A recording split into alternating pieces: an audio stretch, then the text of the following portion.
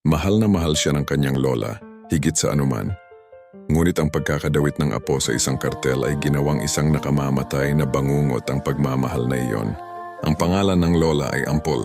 Siya ay isang tahimik at lubhang relihiyosong babae. Buong buhay niyang tinirhan ng isang payak na bahay sa gilid ng bayan. Ang pinakamasayang bahagi ng kanyang buhay ay ang minamahal niyang apo. Isang lalaking nakita niya bilang kinabukasan niya. Ngunit nasangkot ang apo sa isang kartel sa Mexico at ginawang taguan ng mga armas at pera ang bahay ng kanyang lola. Walang kaalam-alam si Mateo sa mga ilegal na gawain ng apo hanggang isang araw. Habang naglilinis, nakakita siya ng isang bag na puno ng dolyar. Dahil sa takot at sa konsensya, tumawag siya sa pulisya.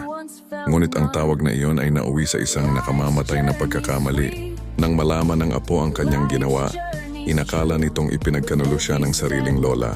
Noong gabing iyon dumating ang apo, kasama ang kanyang mga kaibigan. Hindi na nagkaroon ng oras si Mateo upang mag-isip pa. Basta na lamang nila siyang dinakip at itinapon sa isang balon na may lalim na 18 metro. May isang kasapi ng kartel na naasaksi at kinunan ng video ang pangyayari. Ganito namatay ang lola. Isang babaeng ang nais lamang ay gawin ang tama.